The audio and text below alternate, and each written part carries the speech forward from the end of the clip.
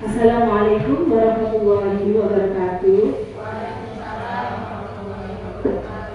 Selamat siang dan salam sejahtera buat kita semua. Yang terhormat Bapak Kepala Sekolah Pak Agus Septianto SPD, yang saya hormati Bapak dan Ibu Guru SDN Limbangan. Puja dan puji syukur kehadirat Allah Subhanahu wa Ta'ala atas limpahan rahmat taufik dan hidayahnya, sehingga pada siang hari ini kita masih diberikan kesehatan untuk bisa mengikuti seminar ini dalam keadaan sehat walafiat. Amin ya rabbal alamin. Kedua kalinya salawat serta salam senantiasa kita curahkan kepada junjungan kita Nabi Muhammad SAW yang telah menuntun kita menuju ke jalan yang penuh dengan keberkahan. Bapak Ibu Guru yang saya hormati, terima kasih saya ucapkan atas kesediaannya panjenengan sedaya hari ini untuk menghadiri undangan saya dalam rangka seminar budaya positif di SDN Limbangan. Saya ucapkan terima kasih yang sebesar-besarnya. Baiklah, untuk mengawali acara pada siang hari ini, marilah bersama-sama kita buka acara ini dengan bacaan basmalah. Bismillahirrahmanirrahim. Amin. Baik, untuk selanjutnya adalah sambutan yang akan disampaikan oleh Bapak Kepala Sekolah kepada beliau Bapak Agus Septianto SPD. Waktu dan tempat kami persilakan.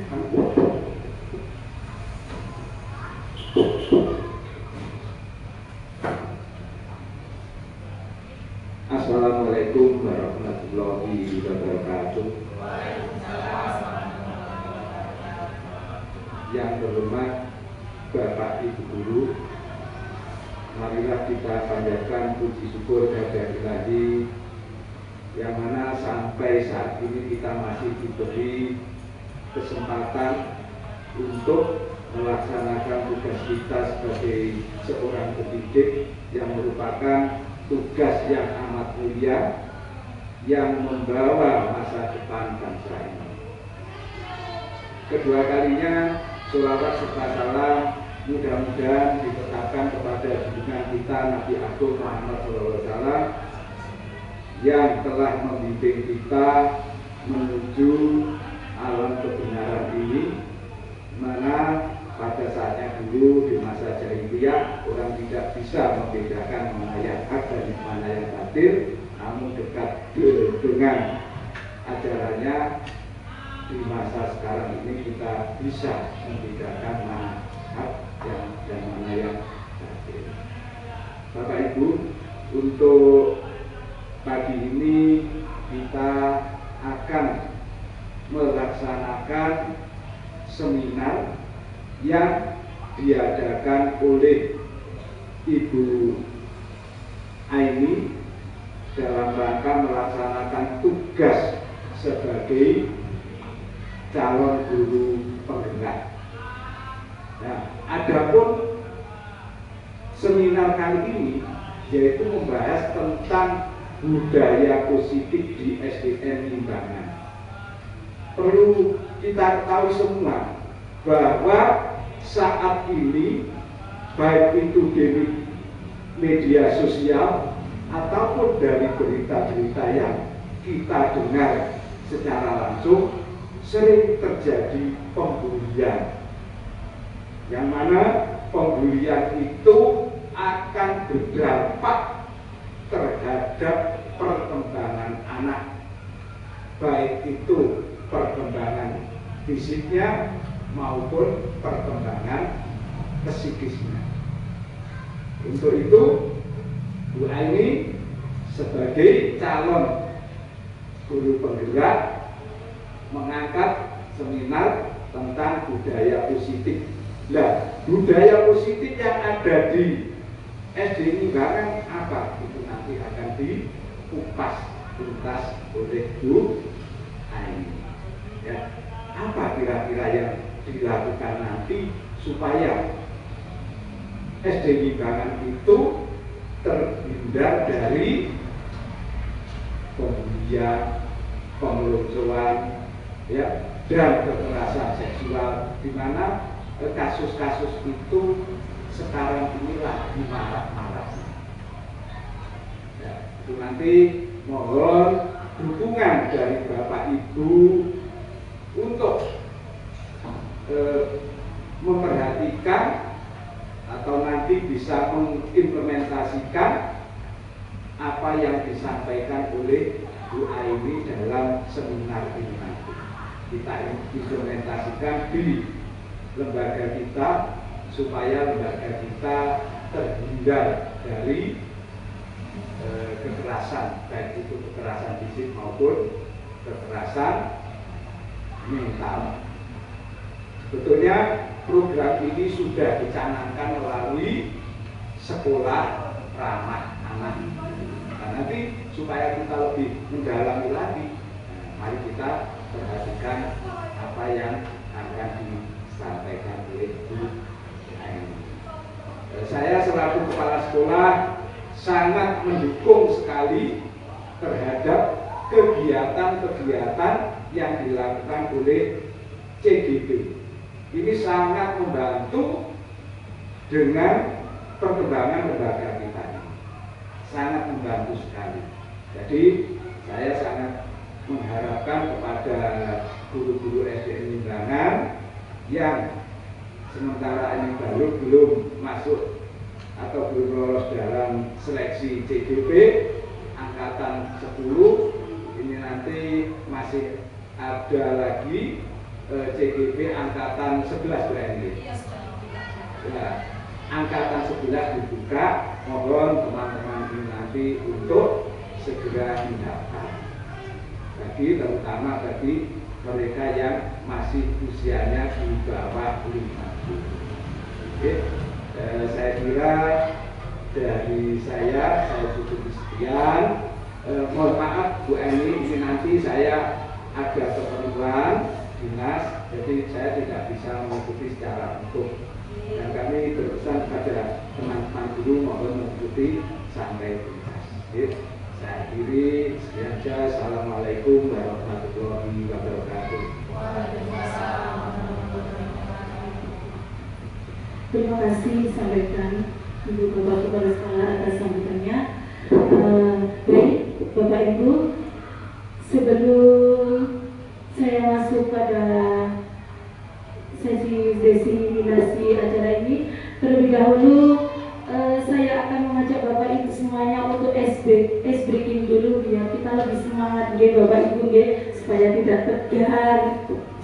Baik, kita ice breaking terlebih dahulu. Disiapkan dua tangan kita seperti ini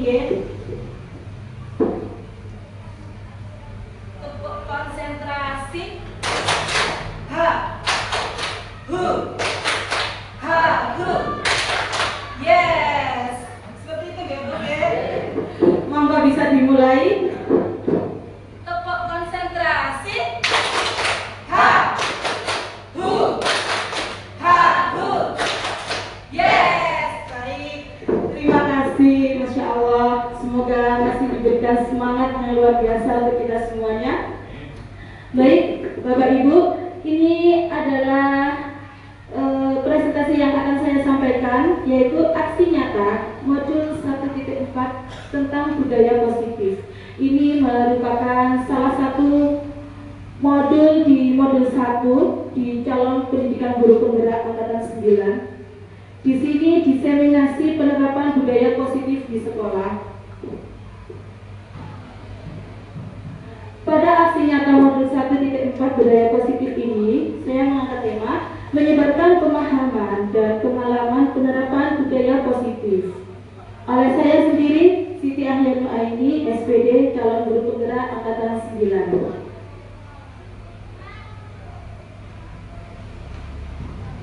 Nah, selamat datang para guru hebat.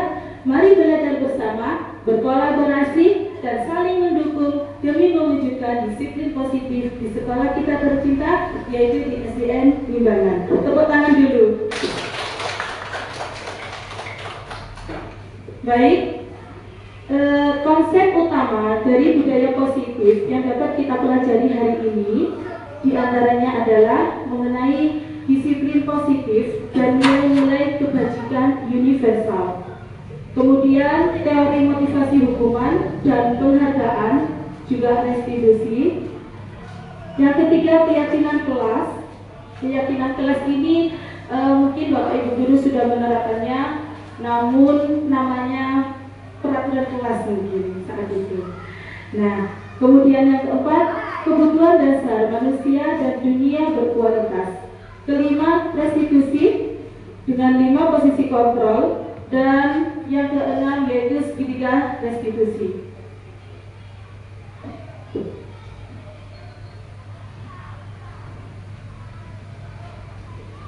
Nah, budaya positif atau ekosistem positif dapat kita ambil berdasarkan pemaparan dari Ki Hajat Dewantara, bahwa kita ambil contoh perbandingannya dengan hidup tumbuh-tumbuhan seorang petani. Dalam hakikatnya sama kewajibannya dengan seorang pendidik yang menanam padi. Misalnya hanya dapat menuntun tumbuhnya padi, ia dapat memperbaiki kondisi tanah, memelihara tanaman padi, memberi pupuk dan air, membasmi ulat-ulat atau jamur-jamur yang mengganggu hidup tanaman padi, dan lain sebagainya. Jadi, jika kita implementasikan dengan peserta didik kita, Bapak Ibu, bahwa anak-anak itu bersekolah itu tujuannya adalah menuntut ilmu, dan kita selaku guru tugas kita adalah sebagai among pembelajaran, yang artinya kita harus bisa menuntun anak didik kita dan mengarahkan sampai pada titik keberhasilannya hingga mereka menemukan kebahagiaannya untuk dirinya sendiri dan juga masyarakat sekitarnya. Perubahan paradigma teori kontrol, ilustrasi kontrol by Dr. William Glasser menyatakan bahwa ilusi guru mengontrol murid, ilusi bahwa kritik dan membuat orang merasa bersalah dapat menguatkan karakter. Ilusi bahwa semua penguatan positif berupa penghargaan, bujukan, terus-menerus, efektif dan bermanfaat. Ilusi bahwa orang dewasa memiliki hak untuk memaksa. Di sini terdapat perubahan paradigma stimulus respon dari teori kontrol. Bisakah kita mengatur seseorang? Bapak Ibu, bisa mengatur seseorang kita? Baik, akan kita pelajari di sini ya. Di sini dijelaskan bahwa stimulus respons, kita mencoba mengubah orang agar berpandangan sama dengan kita. Namun, berdasarkan teori ini, teori kontrol menyatakan bahwa kita berusaha memahami pandangan orang lain tentang dunia. Jadi gini ya Bapak Ibu ya, kalau berdasarkan stimulus respon itu, kita itu mencoba mengubah orang harus sama dengan kita. Jadi kita itu memaksakan orang itu pikirannya harus sama. Kalau saya berpikir ini loh, caranya itu seperti ini, jadi kamu harus mengerjakan dengan cara seperti ini. Nah, itu mari kita rubah cara kita berdasarkan teori kontrol, bahwa kita harus memahami pandangan anak-anak memiliki pandangan yang berbeda. Seperti itu. Jadi di sini mungkin nanti akan menimbulkan efek lebih damai untuk kita juga, bahwa kita itu berpikirnya itu di luar sana itu mereka itu mempunyai penilaian pemikiran masing-masing, tidak sama. Kita tidak bisa harus menyamakan apa yang ada pada pikiran kita dengan apa yang ada di pikiran anak-anak didik kita. Nah, seperti itu. Kemudian untuk stimulus respon yang kedua, bahwa perilaku buruk dapat dilihat sebagai suatu kesalahan. Nah, selama ini ya, kalau kita memperhatikan, hari itu loh, hari itu loh, hari kok punya anak gak iso leren, gak iso mandat, maka itu buat kita adalah suatu kesalahan, karena itu merupakan hal yang buruk mungkin, karena gak bisa diam. Namun di sini teori kontrol itu menjelaskan bahwa semua perilaku itu memiliki tujuan. Jadi kita sebagai pendidik itu harus bisa mengamati, memahami atau memantau bahwa tidak semua yang dilakukan murid kita yang menurut kita itu adalah suatu kesalahan. Namun itu adalah cara mereka untuk mencapai sesuatu yang mereka impikan. Mungkin bisa seperti itu. Jadi kita melakukan pendekatan. Kita tanya, kenapa sih anakku satu itu loh, kok mesti ya menggarap besok teman, ambil nyanyi-nyanyi, bahkan mengganggu teman sekitar. Nah, itu tidak bisa kita mengatakan itu salah, tidak, ya. Jadi itulah cara anak itu belajar dengan caranya sendiri. Namun kita arahkan secara perlahan bagaimana sekiranya anak-anak itu bisa berkembang dan bisa mengikuti, namun juga tidak mengganggu untuk teman yang lainnya. Jadi nanti ada jarak-jaraknya di situ, tanpa harus kita marah-marah seperti itu. Kemudian perilaku buruk dilihat, orang lain bisa mengontrol saya. Kalau kita dulu punya pendapat, saya juga, bahwa orang lain itu bisa mengontrol saya. Aduh, aku mau seperti ini. Nanti orang-orang berkata seperti ini. Nah, sekarang berdasarkan teori kontrol, kita rubah pikiran tersebut menjadi pikiran yang lebih positif. Hanya Anda yang bisa mengontrol diri Anda sendiri. Ini saya sudah benar di jalan saya seperti ini. Jadi saya tidak bisa dibelok-belokkan lagi untuk menjadi seperti yang dimau orang lain.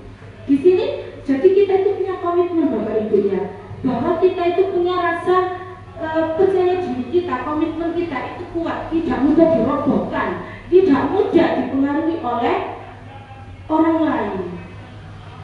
Kemudian ada stimulus respon berikutnya, yaitu saya bisa mengontrol orang lain.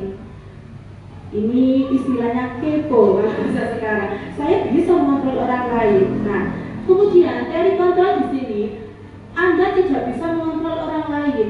Dampak positifnya dari yang tadinya kita mengontrol urusan orang lain, jadi kita lebih peduli terhadap urusan orang, ikut campur. Nah, kita coba untuk teori kontrolnya itu kita ubah cara berpikir kita menjadi Anda tidak bisa mengontrol orang lain. Saya juga tidak bisa dikontrol orang lain, dan saya juga tidak akan mengontrol orang lain. Orang lain mempunyai komitmen berdasarkan mereka sendiri, dan saya dengan komitmen saya sendiri. Seperti itu. Kemudian pemaksaan ada pada saat bujukan yang gagal. Pemaksaan ada pada saat bujukan yang gagal. Dengan teori kontrolnya, kolaborasi dan konsekuensi menciptakan pilihan-pilihan baru. Ini seperti ini ya Bapak Ibu ya. Pemaksaan ada pada saat bujukan yang gagal itu maksudnya kita memaksakan sesuatu, namun kita tidak bisa tercapai untuk sesuai dengan tujuan kita. Maka kita merasa bahwa kita itu mengalami kegagalan di situ. Misalkan kita tidak mampu untuk mengarahkan anak-anak kita itu tadi menjadi anak yang tertib, tenang. Nah, kan memang nggak bisa anak-anak semuanya dijadikan seperti apa yang kita maukan, itu pasti tidak bisa memang. Karena anak-anak itu mempunyai keunikan masing-masing. Jadi kita itu yang harus bisa melakukan mereka dengan cara mereka sendiri. Jadi kita menuntun, kita itu mengarahkan sesuai dengan apa yang mereka kehendaki, namun mencapai tujuan yang sama dengan teman-teman yang lainnya juga. Nah, di sini teori kontrolnya, kolaborasi dan konsekuensi menciptakan pilihan-pilihan baru. Jadi di situ kita adakan kolaborasi, bahwa tidak semua murid kita itu harus anak yang pendiam berprestasi, tidak. Namun di situ kita harus menyadari, disitulah adanya kolaborasi, disitulah adanya keberagaman dari suatu seni dari mereka yang harus kita bisa memahaminya. Jika kita bisa memahaminya, mungkin kita akan lebih nyantai, lebih merasa enjoy untuk melakukan pembelajaran di kelas kita. Kemudian model berpikir menang atau kalah. Di sini dalam stimulus respon ada menang ada kalah. Tapi dengan teori kontrol di sini model berpikirnya menang-menang. Jadi dari awal mau melakukan suatu kegiatan saya bisa, pasti bisa. Tidak ada kata aku kira iso enggak, nanti aku kalah. Oh, menang atau kalah ya? Wis enggak, wis kok beda kalah. Lah akhirnya enggak jadi. Ini ragu-ragu ragu. Tapi di teori kontrol ini kita harus punya pikiran positif thinking, yaitu kita rubah pikiran kita yang tadinya model berpikir menang kalah itu menjadi model berpikir menang ya menang, maju ya sudah maju. Bagaimana cara kita untuk menjadikan anak didik kita itu lebih baik lagi? Sudah, pikiran kita itu nggak ada pikiran, kok aku nih bagian ini, kok hari ini, kok aku besok ini, ya tidak seperti itu. Ya sudah, kalau kita memang sudah mau, kita bismillah, kita mulai untuk merubah yang lebih baik lagi untuk anak didik kita, menciptakan kelas yang lebih menyenangkan lagi sesuai dengan impian kita, langsung kita maju tanpa adanya pikir ke arah yang nantinya itu gini, maksudnya itu efek negatifnya. Nanti kalau kita ada pikiran begitu Bu, ya sedikit saja, insya Allah tidak akan terlaksana kita ya.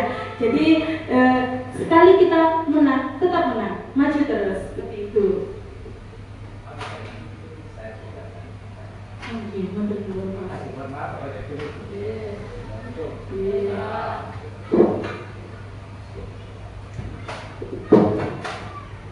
Baik, untuk budaya positif selanjutnya Bu, yaitu disiplin. Apa itu disiplin?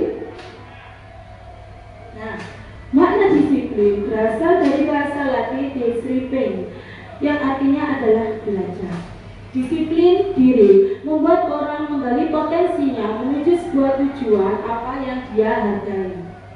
Dengan kata lain, seseorang yang memiliki disiplin diri berarti mereka bisa bertanggung jawab terhadap apa yang dilakukannya, karena mereka mendasarkan tindakan mereka pada nilai-nilai kebajikan universal.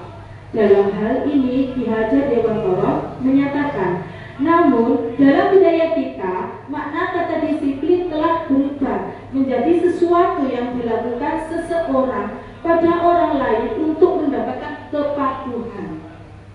Kecenderungan umumnya adalah menghubungkan kata disiplin dengan ketidaknyamanan, bukan dengan apa yang kita hargai atau pencapaian suatu tujuan yang mulia.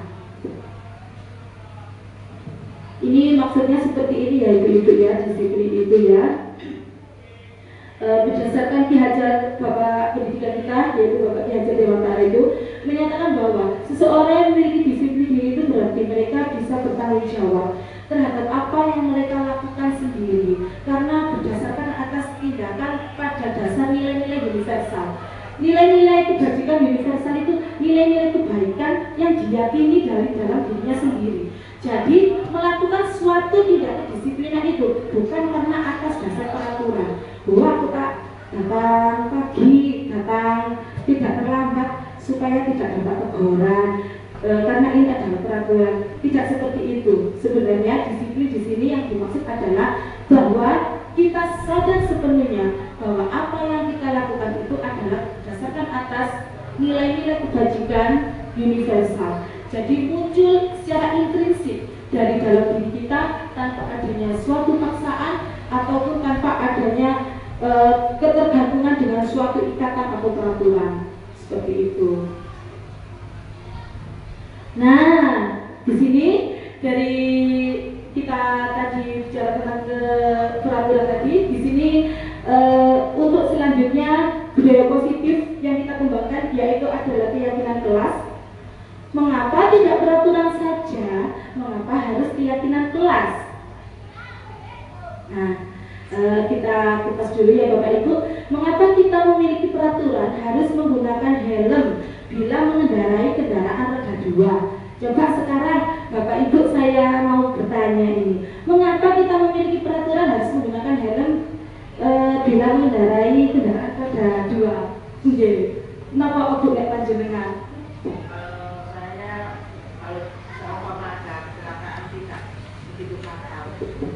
Masya Allah, terima kasih, luar biasa Bu Sol ya. Iya, benar sekali. Jawaban dari Bu Sol tadi sudah mencerminkan bahwa tujuan dari memakai helm itu tidak semata karena peraturan menaati rambu-rambu lalu lintas, namun lebih pada kebajikan nilai-nilai universal, yaitu pada sadar dari dalam dirinya sendiri bahwa helm itu memang sangat bagus fungsinya untuk kita sendiri. Karena nanti apabila terjadi seperti Bu saya yang katakan tadi, apabila terjadi suatu kecelakaan atau apa mungkin nanti tidak terjadi hal-hal yang lebih fatal lagi yang tidak kita inginkan. Itu yang dimaksud dengan nilai kebajikan universal ya. Ini lebih ke keyakinan, bukan peraturan lagi. Makanya untuk keyakinan itu tingkatannya bisa di atas peraturan. Kalau untuk peraturan mungkin kita memakai helm karena kita taat pada peraturan Pak Polisi, karena kita takut nanti ditilang, itu peraturan. Kalau keyakinan karena kita timbul dari intrinsik kita bahwa itu adalah penting untuk kita sendiri. Ada lagi pertanyaan kedua, mengapa kita memiliki peraturan 3M? Menggunakan masker, mencuci tangan, dan menjaga jarak 1 sampai 5 meter, 1,5 meter, setengah meter, gitu. Coba Pak Nanda, saya ingin jawabannya. Kira-kira waktu COVID kemarin kita kan disarankan ya Bapak Ibu ya untuk menggunakan masker selalu. Kira-kira yang muncul dari pandangan panjenengan itu kenapa harus memakai masker?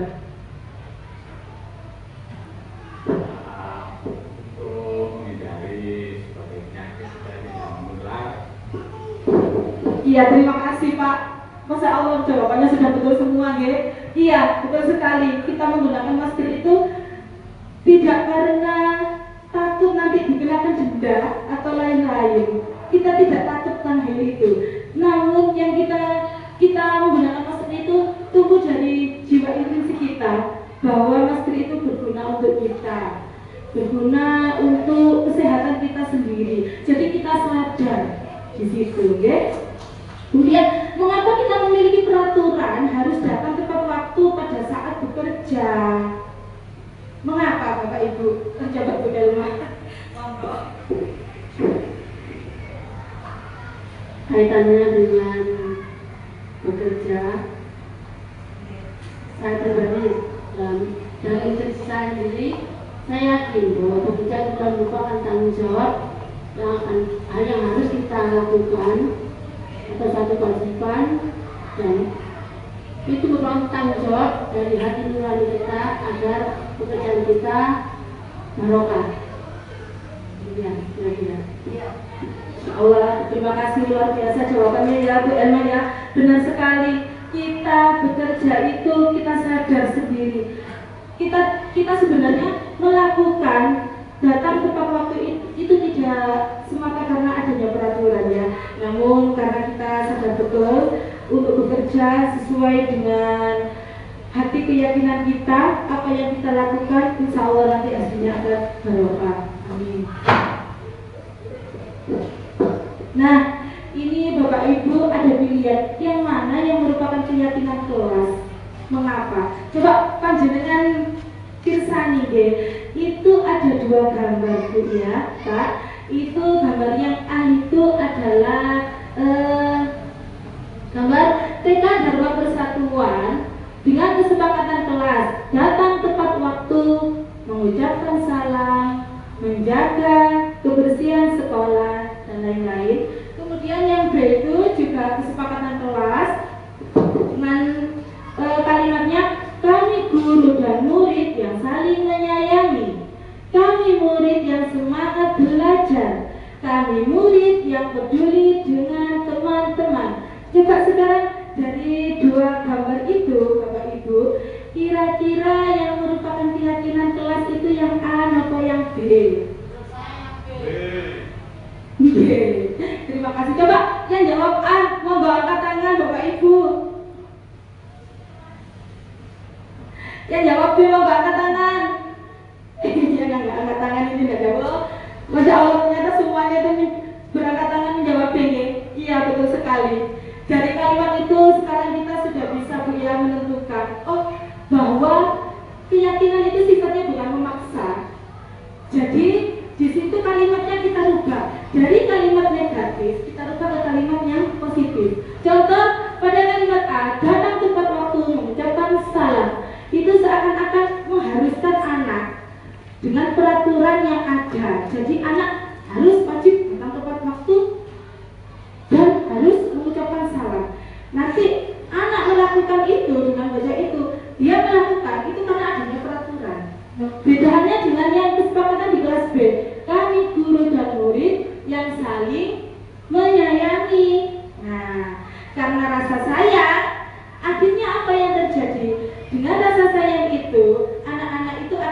antusias dengan sendirinya. Oh, guruku lo buai, aku seneng nek sekolah, aku agian budal atas. Bahkan terkadang itu kalau anak saking cintanya dengan sekolah, dengan bapak ibu gurunya di sekolah itu, mereka itu kalau ribut itu di rumah pun akan bercerita tentang bapak ibu gurunya, akan diceritakan, loh guruku itu begini, aku senang sama guruku. Jadi mereka di situ timbul dari unsur intrinsiknya untuk datang tepat waktu, segera berangkat, karena rasa sayang sudah timbul di jiwa mereka. Seperti itu. Nah, ini ada lebih jelasnya untuk peraturan dan keyakinan kelas. Untuk peraturan, selalu kembalikan buku ke tempatnya. Nah, sepertinya itu lebih apa ya, harus mengharuskan menuntut ya, harus dituntut. Selalu kembalikan buku ke tempatnya. Nah, namun di sini Bu ya, untuk keyakinan kelas, nilai kebajikan yang dituju adalah tanggung jawab. Jadi kita kembalikan lagi tanggung jawabnya. Anak-anak sudah selesai dibaca bukunya, sudah Bu? Coba tanggung jawabnya seperti apa? Ayo, nah dengan sendiri mereka akan melaksanakannya. Jadi timbul dari dalam hatinya sendiri. Ada peraturan dilarang mengganggu orang lain. Dilarang, ini akan negatif deh, Bapak Ibu ya. Dilarang berarti tidak diperbolehkan.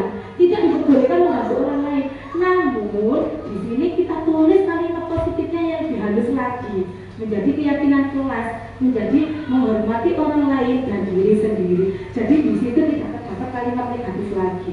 Menghormati orang lain dan diri sendiri itu sudah merupakan keyakinan kelas, mewakili dari peraturan tidak boleh mengganggu, tidak boleh saling membuli.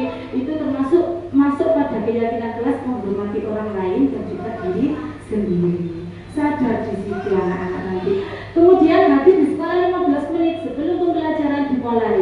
Ini keyakinan kelasnya juga masuk pada ranah menghormati orang lain, komitmen pada tujuan bersama. Bahwa sadar kalau sekolah itu penting supaya tidak sampai tertinggal, anak sadar dengan sendirinya untuk berangkat lebih awal. Dilarang melakukan kekerasan, dilarang lagi, negatif lagi ya. Jadi kita upayakan untuk mengurangi kata-kata kalimat negatif ya di dalam kelas kita. Nanti apabila di dalam kelas peraturan kelasnya yang sudah tertempel di tembok, monggo bisa diganti dengan menjadi keyakinan kelas. Mungkin anak-anak nanti untuk membacanya yang setiap harinya dilarang. Nah, kita sempurnakan lagi menjadi kalimat positif pemikiran kita, yaitu menjadi keselamatan, menghormati orang lain. Jadi di situ nanti akan terasa lebih damai. Anak-anak itu merasa tidak takut dengan sesuatu, melakukan sesuatu karena rasa takut, tidak, tapi melakukan sesuatu karena dari intrinsipnya sendiri yang muncul. Kemudian dilarang menggunakan narkoba. Keyakinannya lebih pada ke kesehatan, seperti itu. Begadang atau menunggu giliran itu masuk pada nilai keyakinan menghormati orang lain untuk melakukan sesuatu kegiatan, mungkin mengumpulkan tugas ke depan.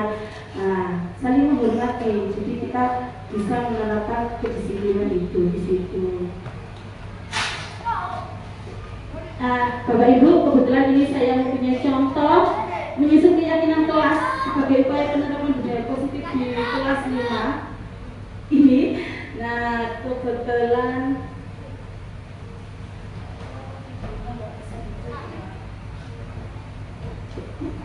jadi gini Bu ya, kemarin di kelas 5 saya sudah itu membuat keyakinan kelas. Anak-anak di sini kita mendiskusikan keyakinan kelas seperti apa yang anak-anak inginkan. Jadi keyakinan kelas itu tidak hanya Bapak Ibu guru yang membuat, tapi dibuat berdasarkan diskusi satu kelas oleh guru dan juga murid. Coba anak-anak, kita menghendaki keyakinan kelasnya seperti apa? Tidak boleh makan di dalam kelas Bu, misalkan seperti itu ya. Ditulis, ya silakan ditulis. Nah, anak-anak menuliskan Bu, sesuai dengan apa yang mereka inginkan. Aku ingin mempunyai kelasnya seperti ini, dituliskan. Setelah anak-anak menuliskannya Bu, ditempel ke depan, itu di gambar yang sana itu menempelkan ke depan. Setelah itu dibicarakan bersama-sama di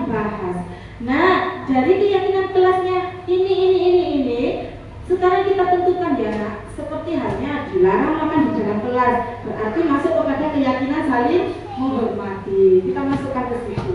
Dari situ setelah itu kita ketikkan menjadi keyakinan kelas, ditempel lagi sama anak-anak. Jadi yang membuat keyakinan kelas itu guru dan anak-anak. Kemudian teori motivasi, hukuman dan penghargaan, restitusi. Apa yang memotivasi Anda mengikuti kegiatan diseminasi ini? Nah, ini teori motivasi perilaku manusia. Yang pertama, untuk menghindari ketidaknyamanan atau hukuman. Apa yang akan terjadi apabila saya tidak melakukannya? Di sini adalah motivasi eksternal, ya, Pak. Jadi motivasi eksternal itu timbul itu karena dari bujukan dari luar, karena rasa takut, menghindari ketidaknyamanan atau hukuman. Melakukan sesuatu hal itu karena takut adanya hukuman. Ini yang tidak kita harapkan sebenarnya, ya. Kemudian untuk mendapatkan imbalan dari orang lain atau institusi. Apa yang akan saya dapatkan apabila saya melakukannya? Ini juga motivasi eksternal, ya, Bu.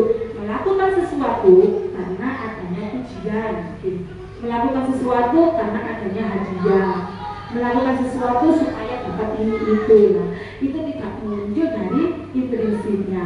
Kemudian ada lagi untuk menghargai diri sendiri, menjadi insan sesuai harapan kita.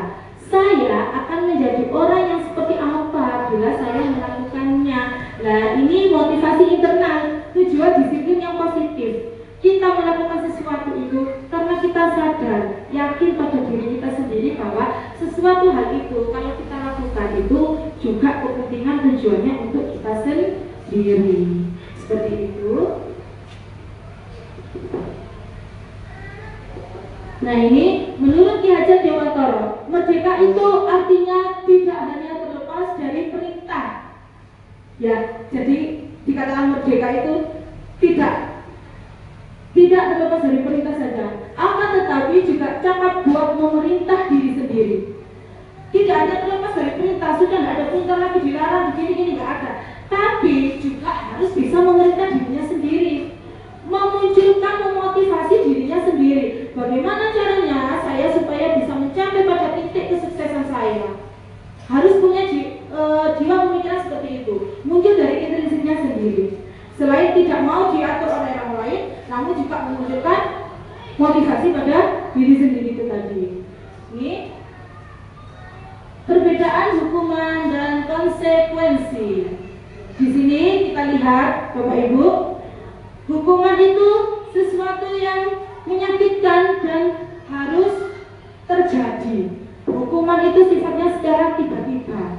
Kalau konsekuensi, kalau konsekuensi itu sesuatu yang harus terjadi. Kita melakukan sesuatu karena kita sudah menyalahi aturan sesuatu itu yang sudah disepakati sebelumnya, itu konsekuensi. Kemudian membuat anak sakit, fisik maupun hati atau jangka waktu lama. Benar ya Bapak Ibu ya, kalau kita menghukum anak-anak didik kita itu, misalnya kita mencubit, kita memukul, asal boten juga akan merugikan, anak membenci kedisiplinan, dan pada akhirnya anak itu tidak akan mau patuh, namun anak akan semakin membenci karena dia sudah merasakan tersakiti dihukum. Paksaan, sifatnya memaksa, itu hukuman. Harus seperti ini, datang, teriak, ayo lari, lapangan 10 kali. Akhirnya apa yang timbul dalam jiwa anak? Nggak malah patuh itu anaknya nanti, tapi malah sebaliknya akan ada rasa benci, dendam. Betul, dendam. Paksaan mendorong anak menyakiti diri sendiri. Terkadang seperti itu. Kalau mereka sudah merasakan jenuh, capek akan hukumannya diterimanya, akhirnya apa? Dia bisa menyakiti dirinya sendiri juga karena rasa stres yang ditimbulkannya, konsep diri yang buruk. Nah itu anak belajar untuk menyembunyikan kesalahan, dan pada akhirnya Bapak Ibu ya, karena rasa takut dihukum, anak itu lucu menyembunyikan kesalahannya. Ayo kamu tadi itu ya habis itu makan apa? Misalnya pas puasa habis makan ya nggak puasa ya? Enggak lah, akhirnya bohong. Ya, akhirnya bohong. Marah, merasa bersalah, dipermalukan, merasa tidak dihargai, akan punya arah seperti itu ya Bapak Ibu. kalau kita sering menghukum anak, anak nanti akan timbul rasa seperti itu. Jadi sudah dalam jiwa intrinsiknya sudah tidak ada lagi gitu. Tapi yang ada itu hanya karena faktor aja. Itu yang diakibatkan dari hukuman. Sedangkan kalau konsekuensi, sesuatu harus terjadi membuat anak merasa tidak nyaman dalam jangka waktu pendek. Konsekuensi itu misalkan tidak mengerjakan PR, konsekuensinya apa? Harus misalkan karena kamu nggak mengerjakan PR, sekarang kamu harus mengerjakan ini aja, ini sampai ini kamu kerjakan di sini sekarang. Itu sifatnya lebih mendidik juga. Kemudian anak menghargai disiplin untuk konsekuensi. Oh iya, aku belum mengerjakan PR ya. Disitu lebih tak kerjakan lagi. Karena tahu akan konsekuensinya. Konsekuensi ini sudah ditentukan di awal sebelumnya. Ini ada PR, biasanya tidak mengerjakan, harus dikerjakan di rumah. Yang tidak mengerjakan berarti besok harus mengerjakan di sekolah sendiri. Nah, seperti itu. Kemudian konsep diri yang baik, anak belajar untuk mematuhi peraturan. Anak lebih mematuhi peraturan tanpa harus paksaan. Kehilangan hak dibuat tidak nyaman, diasingkan untuk sementara, time out. Untuk sementara waktu mungkin anak akan merasa malu, tapi ini masih ada sisi negatifnya ya, berarti ya konsekuensi.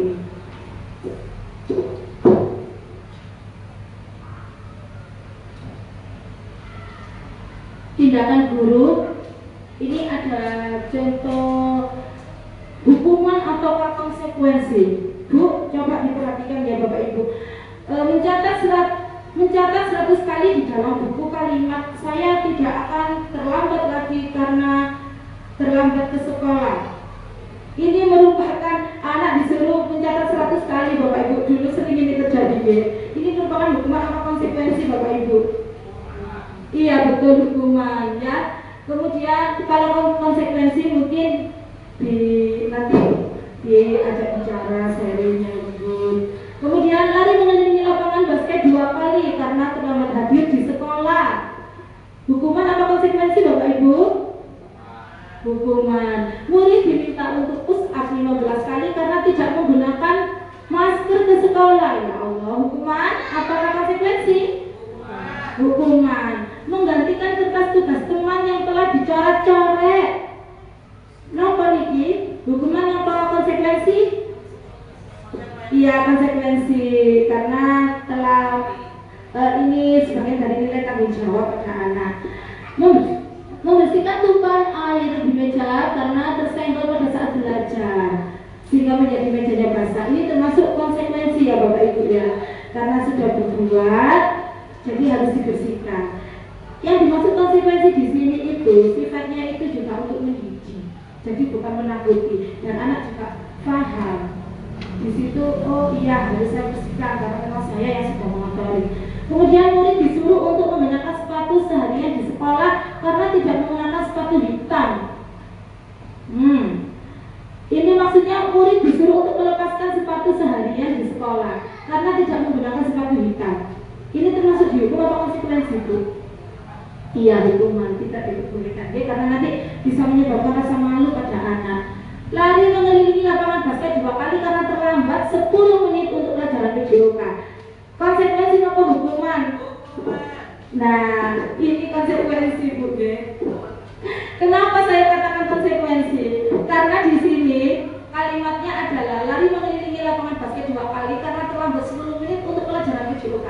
Artinya apa? Anak yang sudah terlambat 10 menit pada pelajaran PJOK, berarti anak tadi tidak mengikuti pemanasan. Jadi di situ masuk pada konsekuensi karena ada tujuannya. Anak disuruh lari itu tadi untuk menggantikan pemanasan yang sudah ketinggalan tadi. Tapi kalau ini tadi misalkan pelajaran matematika masuk pada hukuman karena pelajaran matematika tidak ada pemanasan fisik. Ya, seperti itu.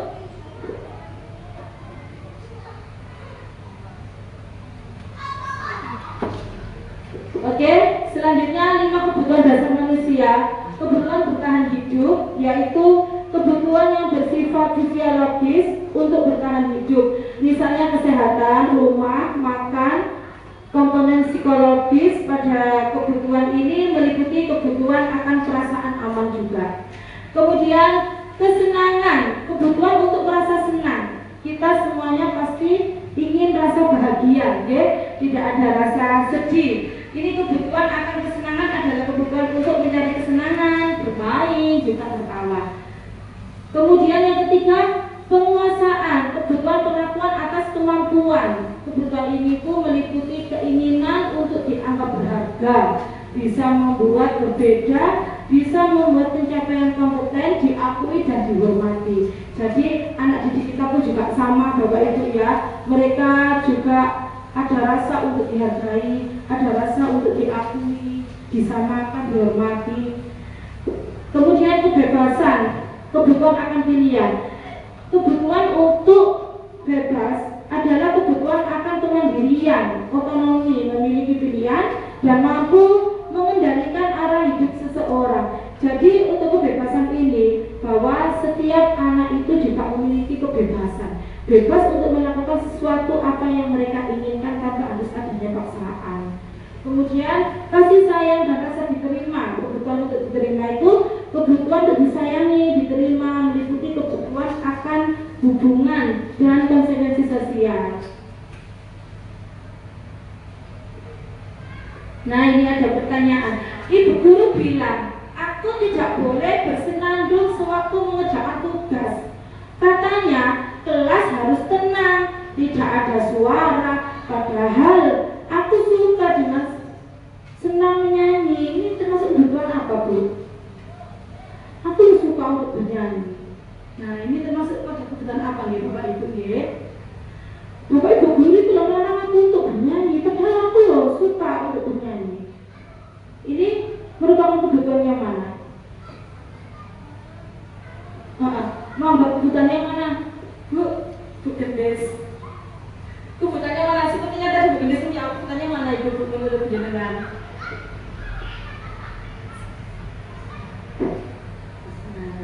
Iya, masuk ya, masuk pada kebutuhan kesenangan. Jadi juga masuk kepada kebutuhan kebebasan ya. Jadi di situ anak itu membutuhkan kesenangan, membutuhkan kebebasan, bisa juga pada kasih sayang dan rasa ingin. Bu guru tidak menyapaku hari ini, padahal aku pakai jepit rambut baru loh. Ada anak seperti itu. Sudah ada jepit baru, dandan ayu-ayu, kaki sopan Bu guru ini, kecewa anaknya. Nah, di sini anak kita membutuhkan kebutuhan apa ya Pak Bu? Kebutuhan apa nih Bu? Nggih. Kebutuhan kasih sayang, rasa diterima, ya. Nggih. Butuh diperhatikan, diakui, penguasaan juga masuk ke dalam kebutuhan penguasaan. Minta diperhatikan, anak yang berlaku aneh itu berarti minta diperhatikan ya. Kadang di kelas juga ada anak yang aneh itu berarti berarti hari ini nggak boleh itu. Jangan diperhatikan. Apa kebutuhan yang kurang dari anak-anak didik kita itu kita harus bisa untuk mencermatinya. Selanjutnya pada untuk budaya positif 5 posisi kontrol. 5 posisi kontrol ini diantaranya penghukum, pembuat merasa bersalah, teman, pemantau, dan juga manajer. Di 5 posisi kontrol ini kita bisa memposisikan diri kita untuk apa yang harus kita lakukan terhadap anak didik kita yang kita kira mereka kurang akan masih membutuhkan perhatian kita yang lebih. Di sini penghukum itu menghadik, menunjuk, menyakiti, ya itu penghukum. Apakah kita memposisikan diri kita sebagai penghukum Bapak Ibu untuk menindaklanjuti anak didik kita? Apakah berkenan untuk melaksanakan menjadi penghukum?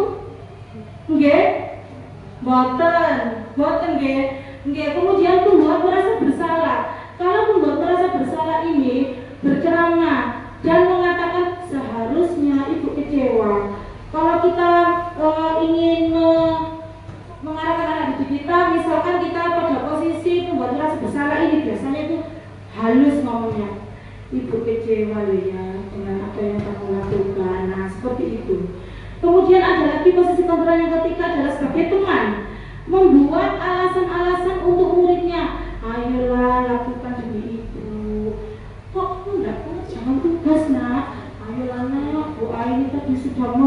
sudah susah payah ngajarin PN, tidak dikerjakan. Itu posisi sebagai teman. Ada lagi posisi pemantau. Kalau pemantau ini menghitung dan mengukur. Jadi lebih pemantau ini biasanya di tingkat anak SMP, SMA bisa posisi pemantau, seperti posisi pemantau. Kemudian manajer ini mengajukan pertanyaan-pertanyaan.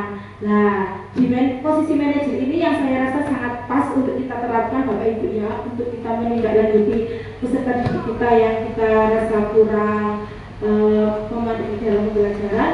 Di posisi manajer ini kita adakan pendekatan, kita lakukan dulu, tidak langsung kita menyalahkan, tidak langsung kita berbuat seperti apa. Namun di posisi manajer ini kita tanyakan dulu alasan kenapa anak itu berlaku seperti itu. Kemudian kita lakukan lagi validasi tindakannya. Kira-kira karena apa kok seperti itu? Kita ajak ngomong, kita ajak pendekatan dulu, dan kita temukan solusinya bersama-sama. Jadi kita tidak menyalahkan, kita tidak menuduh, tapi kita merangkul anak itu. Kita cari tahu permasalahannya dan kita cari solusinya bersama. I want to know di mana posisi Anda sebelum belajar modul disiplin positif. Bagaimana perasaan Anda saat ini? Nah, Bapak Ibu, dari pemaparan yang barusan saya jelaskan tentang 5 posisi kontrol guru, di antaranya tadi sebagai penghukum, pembuat merasa bersalah, teman, pemantau, manajer. Menurut Bapak Ibu guru, posisi kontrol yang mana yang harus diterapkan yang sesuai dengan pikiran jenengan? Minta tolong dituliskan di sini.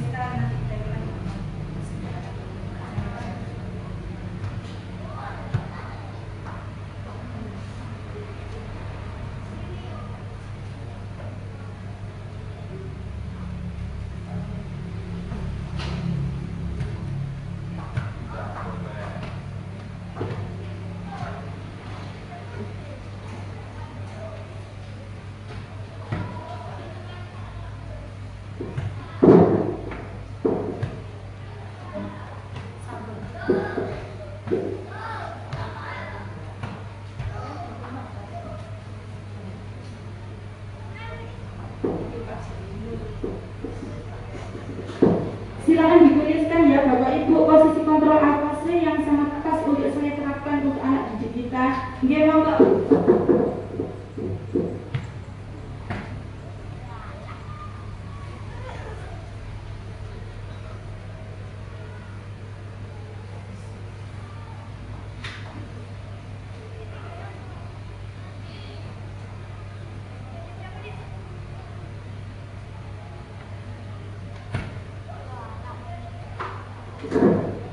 Sampun, monggo ditempel di depan biar tidak ngantuk. Monggo, monggo Bu, Pak.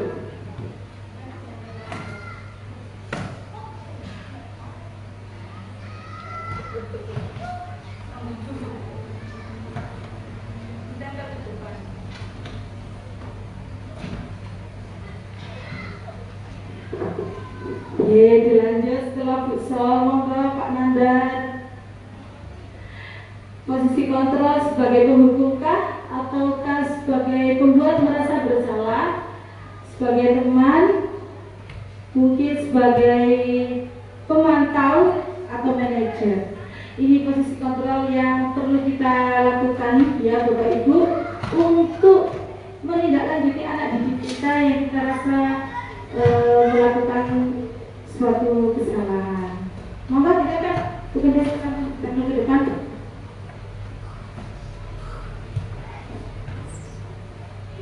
Monggo Bu Rena.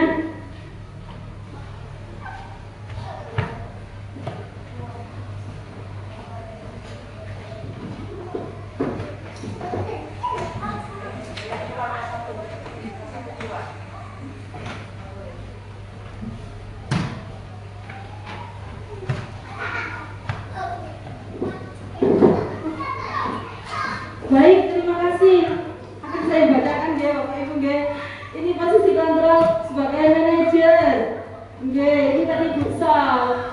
Ada sebagai kenapa Pak? Ada lagi sebagai pemantau, dari kayaknya tadi. Ini sebagai manajer, Pak Jainur, sebagai teman, manajer, teman, manajer. Iya, baik. Jadi posisi kontrol yang Bapak Ibu tuliskan tadi ternyata sebagian besar adalah posisi kontrol sebagai manajer. Setuju ya Bapak Ibu ya? Memang manajer itu yang kita rasa sudah sangat lengkap, pas sekali kita menangani kasus pada anak didik kita melalui pendekatan pertanyaan-pertanyaan dulu, kita arahkan, kita rangkul dulu, kemudian kita carikan solusinya bersama-sama. Karena memang sebuah masalah itu kan perlu dipecahkan dia. Tidak malah diolok-olok, no, tambah lebih takut dengan kita, trauma, dan bahkan bisa menimbulkan rasa benci. Nah ya, tidak ada yang hukum berarti di situ ya, luar biasa semuanya Bapak Ibu Guru. Apa itu restitusi? Nah, setelah kita bicara 5 teori kontrol, di sini kita temukan apa itu restitusi. Restitusi adalah proses menciptakan kondisi bagi murid untuk memperbaiki kesalahan mereka sehingga mereka bisa kembali pada kelompok mereka dengan karakter yang lebih kuat. Nah, Bapak Ibu, pada posisi manajer tadi kita bisa melakukan pendekatan restitusi ini. Kita bisa melakukan restitusi ini ya. Kita ajak murid kita untuk memperbaiki kesalahan mereka. Kita tanya mereka, ada apa sih kok sampai itu tadi? Nah, ciri-ciri restitusi, satu, bukan untuk menebus kesalahan, namun untuk belajar dari kesalahan. Jadi anak itu belajar dari kesalahan. Kalau ini salah, dipelajari. Kalau belajar dari kesalahan, insya Allah nanti akan tumbuh kebaikan selanjutnya. Kemudian memperbaiki hubungan, tawaran, bukan paksaan. Tidak memaksa sifatnya ya. Meskipun itu untuk kebaikan, namun kita tidak dianjurkan untuk memaksa. Karena paksaan itu bukan enak ya. Kita tawarkan. Restitusi menuntun untuk melihat ke dalam diri. Restitusi mencari kebutuhan dasar yang mendasari tindakan. Restitusi diri adalah cara yang paling baik untuk memperbaiki diri. Restitusi fokus pada karakter, bukan tindakan. Restitusi fokus pada solusi. Restitusi mengembalikan murid yang berbuat salah pada kelompoknya. Nah, itu tujuan dari ciri-ciri dari restitusi ya Bapak Ibu. Dari restitusi itu kita dapat ini segitiga restitusi. Apakah segitiga restitusi ini? Ini adalah upaya perbaikan yang kita lakukan. Bisa kita terapkan pada seorang pengajar mengambil pada posisi manajer tadi. Segitiga restitusi itu terdiri atas 3 bagian. Langkah-langkahnya yang pertama, menstabilkan identitas. Apa menstabilkan identitas itu? Di sini kalau kita dapati anak-anak didik kita yang ada masalah, kita panggil Bapak Ibu B, tidak di depan temannya. Kita panggil perlahan, kita ajak diskusi, kita ajak sharing, kita ajak di suatu ruangan yang di situ tidak ada anak lain yang bisa mendengar atau melihatnya. Kita tanya, sing enak ditakoni. Setiap orang pasti pernah melakukan kesalahan. Kamu bukan satu-satunya yang pernah melakukan kesalahan ini. Nah, itu kalimat itu bisa membesarkan jiwa siswa. Meskipun siswa itu salah, gini membuatkan. Ada apa nak? Kamu bukan satu-satunya orang yang melakukan kesalahan ini kok. Coba saya cerita sama guru. Tapi kenapa kejadiannya? Anak kan bercerita, itu bangun dari ini. Akhirnya tak ada orang ini. Walah, gitu. Terus apa yang kamu lakukan? Nah, setelah melaksanakan menstabilkan identitas, menanyai karena apa, ada apa. Kemudian kita validasi tindakan yang salah. Validasi tindakan yang salah tadi, kamu tentu punya alasan apa melakukan itu. Makanya lanjutannya setelah kita tanyai ada apa, saya bertengkar tuh dengan ini. Oh, terus apa yang kamu lakukan? Ya itu Bu, saya bentak-bentak. Misalkan seperti itu anaknya menjawab, loh bentak-bentak nak. Iya, nah kita stabilkan, kita validasi lagi tindakannya. Kita besarkan dengan kalimat kita,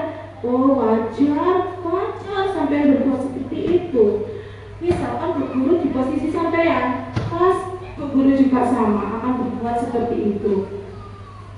Nah, di sini Bu Guru merasa bangga sama sampean, malah dibanggakan pada saya.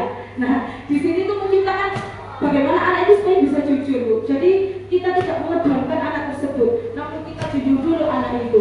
Misalkan Bu Guru berbuat diperlakukan seperti itu, pasti Bu Guru juga akan berbuat sama anak seperti sampean.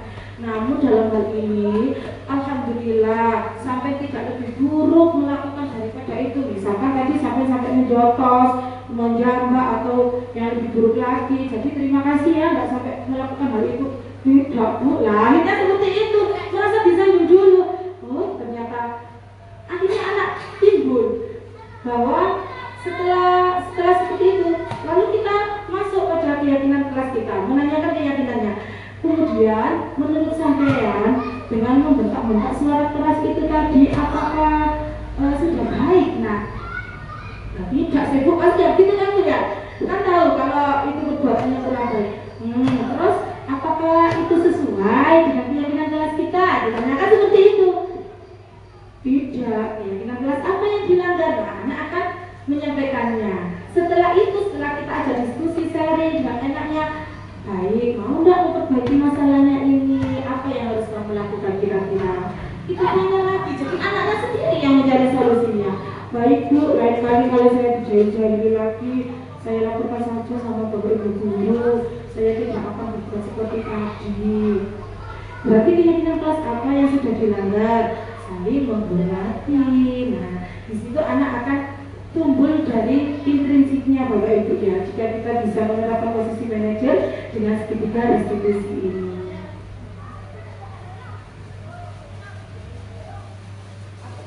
Nah, ini tadi sudah saya sampaikan dengan identitas tadi untuk membuat murid merasa gagal karena berbuat salah menjadi positif terhadap dirinya. Jadi meskipun murid salah, tadi sudah saya sampaikan contoh-contohnya, kita harus menguatkannya, kita harus memberikan ucapan-ucapan perkataan yang positif untuk anak-anak kita supaya mereka tidak merasa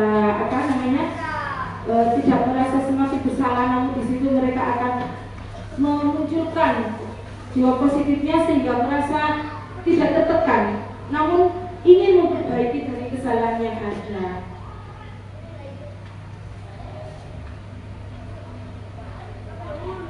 Baik, terima kasih Bapak Ibu Guru. Itulah pemaparan materi yang saya sampaikan di siang hari ini. Cukup menyita waktu, mohon maaf. Mungkin dari sini ada yang ditanyakan, monggo. Monggo. Assalamualaikum Bu Eni, saya sebagai guru kelas 1 mau bertanya, bagaimana cara kita menangani anak yang tidak memperhatikan pelajaran atau rapi saja kalau ada tugas di kelas? Ya, matur nuwun Bu Sol. Bagus sekali pertanyaannya dari Bu Sol. Bagaimana cara kita menangani anak yang rame saja di kelas pada saat pelajaran berlangsung? Nah, ini terutama di kelas 1 ya, bukan dengan ya. Mungkin ya Bapak Ibu di sini seperti yang tadi ada di paparan saya, kita bisa dengan melakukan pendekatan kepada anak itu, kita coba cari tahu dulu kebutuhan dasar apa yang diinginkan, yang masih diperlukan dari anak itu. Seorang anak yang memiliki perbedaan dengan teman yang lainnya, pasti dari anak itu ada kebutuhan dasar yang masih belum terpenuhi. Jadi kalau menurut saya ya kita dekati dulu, kita coba, kita ajak bicara apa sih dari penyebabnya anak ini itu apa kok seperti ini. Coba misalkan tadi bilang, ayo marah, ayo, ya apa nakalnya ini.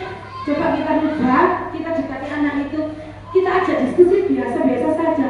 Tadi sudah sarapan kan, seperti itu. Ya Allah, belum mengerjakan anak. Nah Bu, gitu ya anak kelas 1 ya, dengan tinggalnya. Saya pinter-rere, guru lihat sampai yang perlu sampai capek, rasanya sampai nggak capek kan. Kita ajak diskusi dulu tentang apa yang dilakukan dulu. Jadi anak itu nanti mungkin merasa senang. Bu guru ini sejalan dengan pikiranku, lebih diperhatikan. ketika merasa kebutuhan akan kasih dan sayangnya itu terpenuhi, kalau sudah terpenuhi, nah perlahan kita buka materi. Jadi coba ayo, ini apa ayo, bisa tak menulis? Loh ya Allah ternyata bisa. Saya ingin tahu sampai mana. Nanti kalau sudah ayo kita berbalap lari sama guru. Nah mungkin diberi semangat seperti itu ya Bu ya. Mungkin bisa kita alihkan yang darinya tadi kita merasa marah, merasa jengkel, merasa anak ini loh gak sesuai dengan harusnya gini. Nggak, karena memang nggak bisa ya Bu kalau dipaksa seperti itu. Jadi coba kita rubah pikir kita aja, kita buat anak itu, kita ajak berteman, kita dekati, kemudian kita ajak ngobrol-ngobrol. Di situ nanti kita temukan, oh kebutuhan dasar anak ini yang kurang ternyata di sini, kurang kasih sayangnya, mungkin kurang ingin rasa diperhatikan dari situ, makanya dia berbuatannya seperti itu. Mungkin seperti itu Bu Sol. Ngapunten, barangkali ada yang menambahkan dari Bapak Ibu, monggo. Oh nggih, monggo Pak Nanda. Saya lebih tertarik dengan adanya keyakinan kelas. Nggih. Tadi mohon dijelaskan ulang secara terperinci biar saya lebih jelas dan dapat saya terapkan di kelas saya. Terima kasih. Oke, matur nuwun. Terima kasih Pak Nantar, luar biasa pertanyaannya. Ini terkait dengan segitiga restitusi ya Pak ya, bagian akhir tadi. Iya Pak Nantar. Oh maaf, keyakinan kelas nggih. Oh iya keyakinan kelas. Ya, baik. Keyakinan kelas sebenarnya saya rasa Bapak Ibu semuanya ini sudah memiliki keyakinan kelas di kelasnya masing-masing. Namun masih berstatus sebagai peraturan kelas ya Bapak Ibu ya. Peraturan kelas yang harus ditaati oleh siswa-siswi. Mari kita ubah peraturan itu menjadi keyakinan. Mungkin nanti anak-anak akan merasa lebih senang. Nah, caranya deh Pak, kita adakan diskusi bersama anak-anak. Anak-anak, kira-kira untuk memperbaiki suasana pembelajaran kita, Bapak ingin kita membuat kesepakatan kelas. Kalian setuju tidak? Nah, kita coba bicara anak-anak. Setuju apa itu Pak apa? Kita jelaskan. Kira-kira nanti dari peraturan kesepakatan yang kita ambil itu kalian mau melaksanakannya ya. Nah, kalian punya peraturan apa saja? Coba tuliskan. Anak-anak diajak diskusi. Jadi yang menentukan peraturan itu bukan kita, namun anak didik kita sendiri. Tapi tentunya dengan kita sebagai menuntunnya, kita mengarahkannya, kita arahkan anak-anak menulis, kemudian kita kumpulkan jadi satu dengan seperti Bapak Ibu tadi, ditempelkan ke depan, kemudian kita bacakan. Coba ini ada dengan kelas ini. Nah, ini yang kita rubah dari peraturan yang kalian tuliskan ini, yang kalian kehendaki ini kita rubah menjadi keyakinan kelas. Nah, kalau sudah disimpulkan bersama-sama, nah kesimpulannya itu nanti disepakati, setuju tak boten. Jadi itu didiskusikan terlebih dahulu Pak Nanda seperti itu. Kemudian dituliskan, siapa yang menuliskan? Semua siswa mempunyai hak suara untuk memberikan keyakinan itu. Kemudian disepakati, diambil poin-poinnya untuk dijadikan sebuah keyakinan kelas. Seperti itu Pak Nanda, mungkin bisa membantu. Kedua pertanyaannya, bagaimana Bapak Ibu, ada yang ditanyakan lagi? Oh, untuk malih Bu, gimana? Saya mau tanya Bu Eni, pada saat ini anak didik kelas saya itu sering membuli dengan memanggil-manggil nama orang tua. Nah, bagaimana solusinya untuk menangani hal ini supaya tidak dijadikan suatu kebiasaan bagi anak kita? Oke, terima kasih Bu. Ini masalah membuli ya Bu, memang sering terjadi di dunia anak-anak kecil ini, memang seperti itu. Nah, tadi juga sempat saya singgung di situ ya Bu ya, dalam 5 posisi kontrol kita sebagai seorang guru. Jika kita mendapatkan anak didik kita yang melakukan hal seperti itu, mungkin kita bisa memosisikan diri kita sebagai posisi kontrol manajer ya Bapak Ibu ya. Kita terapkan segitiga restitusi. Kita panggil anak itu, kita dudukkan sendiri. Tidak langsung kita marahi di depan teman-temannya. Nanti anak malu. Jadi kita panggil, kita tunjukkan, kita tanya dulu, kenapa, apa yang kamu lakukan, ini Bu. Setelah kita lakukan tindakan itu, kita validasi dengan kita tanya, oh seperti itu, wajar, makanya sampai berbuat gitu. Kira-kira itu benar apa enggak ya? Ditanyakan kembali. Jadi anak yang menjawab. Kalau misalkan sampean yang seperti itu kan, bagaimana perasaannya? Nah, kembalikan seperti itu. Dan akhirnya kita cari solusinya bersama-sama. Seperti apa nanti apa yang dapat diperbaiki dari yang sampean lakukan ini. Nah, insya Allah di situ nanti anak akan sadar secara intrinsik ya Bu ya, nanti akan mengetahui sendiri, oh ternyata seperti ini, saya harus seperti ini, karena dari kita yang melakukan pendekatan untuk anak kita, jadi di situ juga akan ada respon positif Bu. Insya Allah pasti itu akan terlaksana seperti itu, dan semoga bisa dicoba untuk nanti diterapkan Bu ya, untuk segitiga restitusi ini. Monggo. Baik, Bapak Ibu, mungkin masih ada pertanyaan lagi? Sampun? Pak Jainul mungkin ada pertanyaan? Tidak.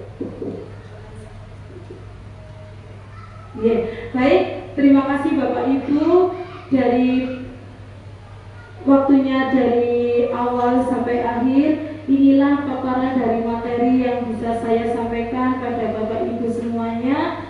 Semoga bermanfaat untuk kita dan anak didik kita.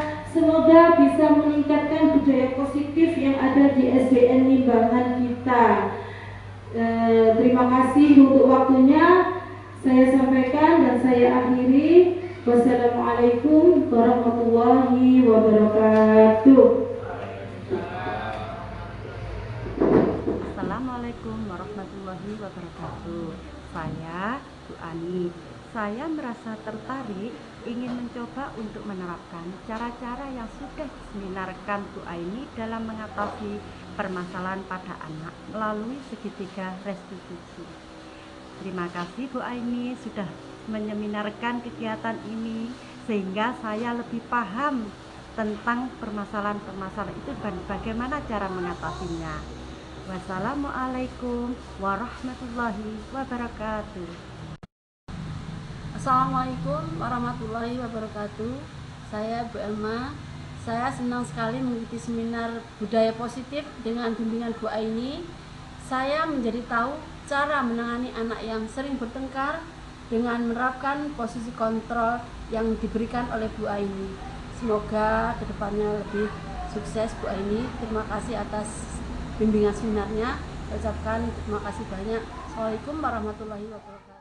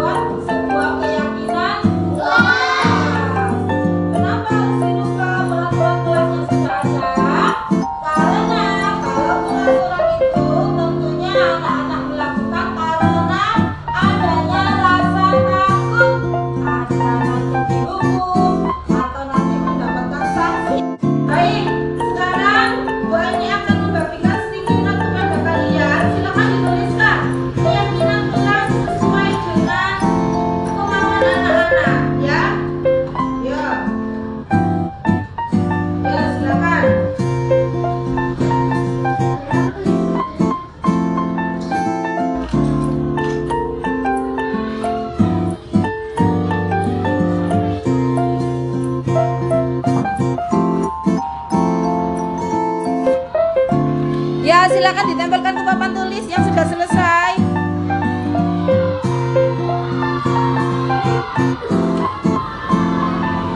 Lanjut Dayang.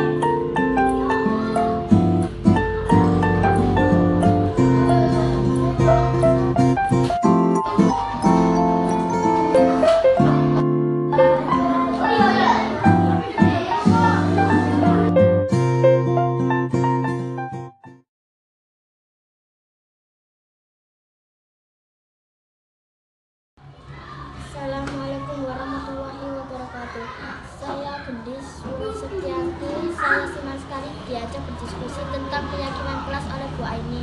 Saya dan teman-teman menjadi lebih bersemangat dan lebih rajin untuk belajar di sekolah. Assalamualaikum